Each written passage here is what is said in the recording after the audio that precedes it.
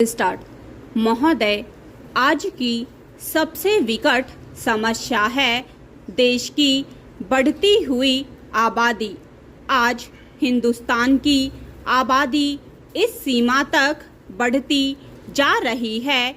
इसे देखते हुए ऐसा लगता है कि आगे आने वाले कुछ वर्षों के बाद हिंदुस्तान में सभी प्रकार की वस्तुओं की कमी हो जाएगी।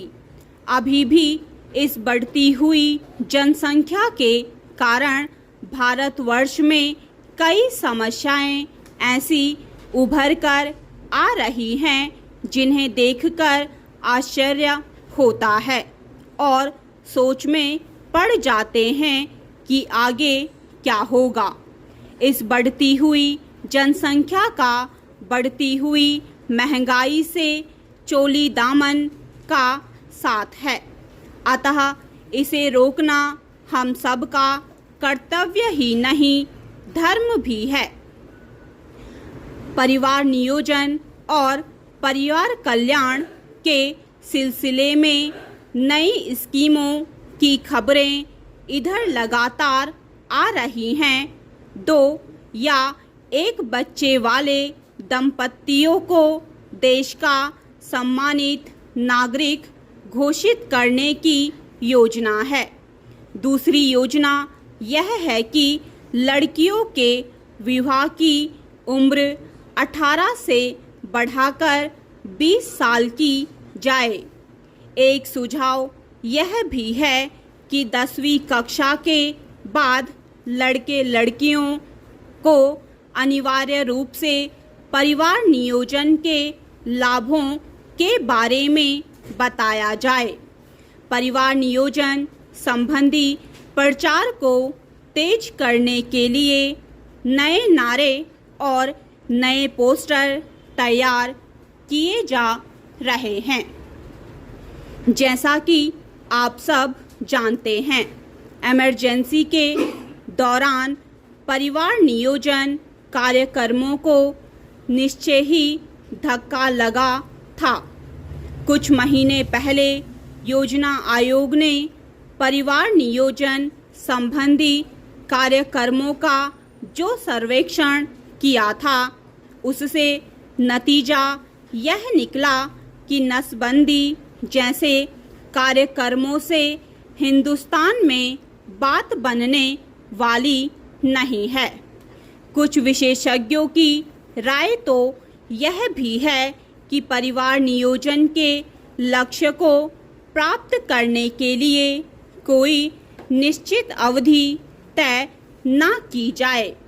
ऐसा करने से लाभ के स्थान पर हानि ही अधिक हो सकती है।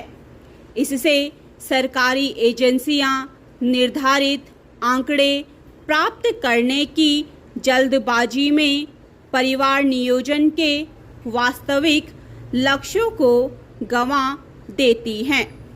लक्ष्य तो दरअसल यह है कि जनसंख्या में ज़रूरत से ज़्यादा बढ़ोतरी ना हो और इसके साथ साथ दंपति और बच्चे स्वस्थ रहे।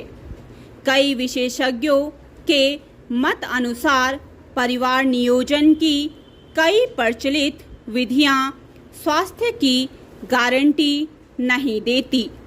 ये विशेषज्ञ इस संबंध में गुजरात का उदाहरण देते हैं, जहां परिवार नियोजन के निर्धारित लक्ष्य तो प्राप्त कर लिए गए हैं, पर वे जिस कीमत पर प्राप्त किए गए हैं उसका अंदाजा नहीं लगाया जा सकता। अर्थात परिवार नियोजन की विधियों के गुण दोष पर उचित ध्यान नहीं दिया गया। इन सारी बातों को ध्यान में रखे तो नतीजा यही निकलता है कि परिवार नियोजन को अब केवल एक सरकारी आंदोलन के रूप में नहीं देखना चाहिए, उसे शिक्षा और समाज सुधार का आंदोलन भी बनाना होगा।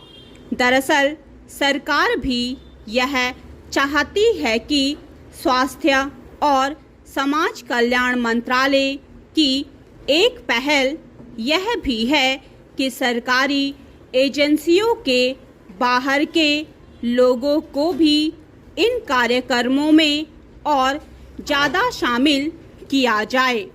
यह ठीक ही है, नहीं तो केवल कानून बना देने से, नई रियायतें देने से भी काम चलने वाला नहीं है। स्टॉप।